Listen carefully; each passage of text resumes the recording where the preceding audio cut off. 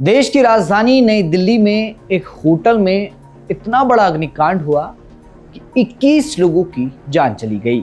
इसके बाद होटल के मालिक को और एक शेफ को गिरफ्तार किया गया।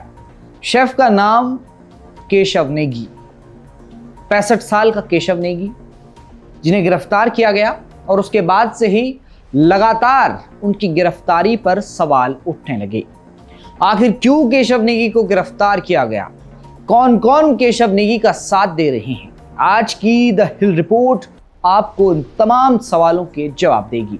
नमस्कार, आप देख रहे हैं हिल मेल, मैं हूं आपके साथ विजय नेगी। शेफ केशव नेगी को गिरफ्तारी जब से हुई है उनकी, तब से एक बड़ा विवाद सामने आया है।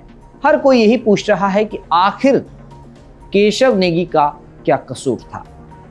पुलिस ने जब केशव नेगी को गिरफ्तार किया तो केशव नेगी ने एक बयान दिया, जिस बयान को सुनकर हर कोई हैरान और परेशान है।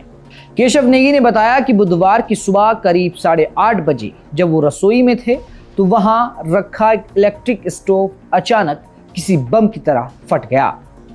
धमाका इतना तेज था कि आग पलक झपकते ही पूरी रसोई में फैल गई। 65 साल के केशव नेगी इस अचानक हुए हादसे से बुरी तरह घबरा गए। अपनी जान बचाने की जद्दोजहद में उन्होंने सबसे पहले होटल की बिजली सप्लाई बंद कर दी। लेकिन अब जांच एजेंसियां इसी बात को आधार बना रही है कि एजेंसियों को शक है कि केशव नेगी के बिजली बंद करने के फैसले की वजह से ही लोगों की जान गई। पुलिस का आरोप है कि इंडक्शन पर चाय या कुछ बनाते समय लापरवाही बरती गई। लेकिन यहाँ एक बड़ा सवाल खड़ा ये होता है कि क्या केशव नेगी की बॉडी लैंग्वेज देखकर कोई कह सकता है कि वो कोई अपराधी है। वो एक साधारण बुजुर्ग व्यक्ति नजर आते हैं। क्या एक 65 साल के बुजुर्ग को संकट के समय में अपनी जान बचाने का हक नहीं था। ये वो तमाम सवाल हैं जो अब केशव नेगी की गिरफ्तारी के बाद खड़े हो रहे हैं। अब जरा इस अग्निकांड के बारे में जान लेते हैं, किस तरह से हुआ और कहां हुआ। फ्लोरिश स्टे B&B नाम का यह होटल बिना किसी फायर NOC यानी अग्नि अनापत्ति प्रमाण पत्र के धड़ल्ले से चल रहा था। 5 मंजिला इस संकरी इमारत में आने जाने के लिए सिर्फ एक दरवाजा था, जो कि दिल्ली के मालवीय नगर में स्थित है। खिड़कियां अस्थायी रूप से सील थीं और मुख्य दरवाजा सेंसर से चलता था। जैसे ही बिजली कटी, सेंसर ने काम करना बंद कर दिया और वो दरवाजा हमेशा के लिए बंद हो गया। यानी ये होटल नहीं बल्कि सीधे सीधे एक मौत का जाल था। ऐसे में सवाल ये है कि कसूरवार कौन है, एक साधारण सा कुक या वो सिस्टम और मालिक जो नियमों की धज्जियां उड़ा रहे थे। किसी भी होटल की रसोई की सुरक्षा, स्टाफ को फायर सेफ्टी की ट्रेनिंग देना, हाइजीन प्रोटोकॉल सिखाना और जागरूकता के पोस्टर लगाना, ये सब जनरल मैनेजर और मालिक की जिम्मेदारी होती है। क्या मालिक का काम सिर्फ अंधाधुंध पैसा कमाना है? अब इस होटल में जो आग लगी, उसके बाद कितना बड़ा कांड हुआ, इन आंकड़ों से आपको पता चल जाएगा। इस अग्निकांड में 21 मासूम जिंदगियां जलकर खाक हो गई, जिनमें 12 विदेशी नागरिक भी शामिल थे। यानी कि ये जो दुर्घटना है, ये अंतर्राष्ट्रीय लेवल की दुर्घटना मानी जाएगी। लेकिन आज बात सिर्फ इस हादसे की नहीं है, बात इंसाफ की भी है। और इस दर्दनाक हादसे के बाद अब कुछ राजनेताओं ने शेफ केशव नेगी का साथ देना शुरू कर दिया है। देहरादून से लेकर दिल्ली तक राजनीति गर्मा गई है। इस मुद्दे पर उत्तराखंड का विपक्ष और सत्ता पक्ष दोनों ही एकजुट नजर आ रही हैं। बीजेपी सांसद अनिल बलूनी ने दिल्ली पुलिस कमिश्नर से इस पूरे मामले की रिपोर्ट तलब की है। वहीं पूर्व मुख्यमंत्री और बीजेपी सांसद त्रिवेंद्र सिंह रावत भी केशव नेगी के समर्थन में आ पड़े हैं। दूसरी तरफ कांग्रेस अध्यक्ष गणेश गोंदियाल ने भी खुलकर केशव नेगी का साथ दिया है। उत्तराखंड के नेताओं का साफ कहना है कि किसी निर्दोष पहाड़ी को बकरा नहीं बनने दिया जाएगा। एक गरीब और बुजुर्ग को गिरफ्तार करके क्या प्रशासन अपनी कमियों को छिपाने की कोशिश कर रहा है? ये तमाम सवाल नेताओं ने भी खड़े किए हैं और उत्तराखंड के लोगों ने भी खड़े किए हैं। उत्तराखंड के मुख्यमंत्री पुष्कर सिंह धामी ने भी दिल्ली की मुख्यमंत्री रेखा गुप्ता से बात की है और रेखा गुप्ता ने सीएम धामी को यह आश्वस्त किया है कि किसी भी निर्दोष को सजा नहीं दी जाएगी, उसके साथ अन्याय नहीं होगा।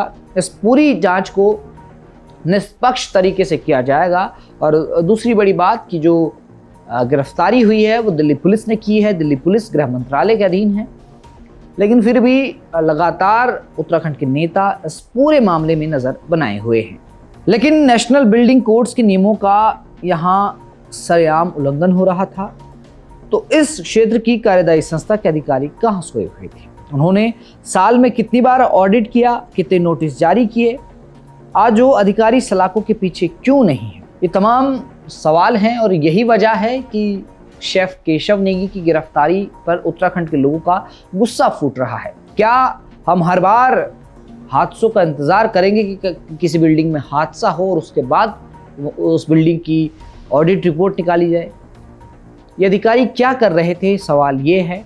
सवाल उत्तराखंड के लोग पूछ रहे हैं कि क्या सिर्फ लाइट बंद करने के चक्कर में शेफ केशव नेगी को गिरफ्तार किया जाएगा? क्योंकि 65 साल की उनकी उम्र है, अपने को बचाना, और जिस तरह से वो घटना घटी वहाँ पर वो भी पैनिक हो गए थे, जिस तरह से उन्होंने बयान दिया। लेकिन असली गुनहगार कौन है? क्या वो है जिन्होंने बिना एनओसी यानी नो ऑब्जेक्शन सर्टिफिकेट के इस होटल को चलने दिया? क्या असली गुनहगार वो भ्रष्ट अधिकारी हैं जिन्होंने आंखें मूंद रखी थी? 21 लोगों की मौत का हिसाब उस सिस्टम से होना चाहिए जिसने इस मौत के कुएं को हरी झंडी दिखाई थी, न कि उस 65 साल के बुजुर्ग से जो खुद मौत के मुंह से बचकर बाहर आया। देखना होगा कि दिल्ली पुलिस कमिश्नर की रिपोर्ट के बाद इस मामले में क्या मोड़ आता है। लेकिन उत्तराखंड की जनता अब इस नाइंसाफी के खिलाफ चुप नहीं है। देहरादून से लेकर दिल्ली तक अब शेफ केशव नेगी की गिरफ्तारी पर सवाल उठ रहे हैं। सवाल यही किए जा रहे हैं कि अधिकारियों को क्यों तलब नहीं किया जा रहा? जिन्होंने इस बिल्डिंग को, इस होटल को हरी झंडी दी थी, वो अधिकारी कहाँ हैं? उनसे बातचीत क्यों नहीं की जा रही? और केशव नेगी को कब तक गिरफ्तार रखा जाएगा? तमाम अपडेट उत्तराखंड के नेता भी ले रहे हैं और हम भी कोशिश करेंगे कि इस पूरे मामले में हमारी नज़र बनी रहे। एक संपूर्ण रिपोर्ट हमने आपको द हिल रिपोर्ट के रूप में पेश की। आपको ये पूरी रिपोर्ट कैसे लगी कमेंट में ज़रूर बताएं और उत्तराखंड की तमाम खबरों को जानने के लिए आप देखते रहें हिल मेल।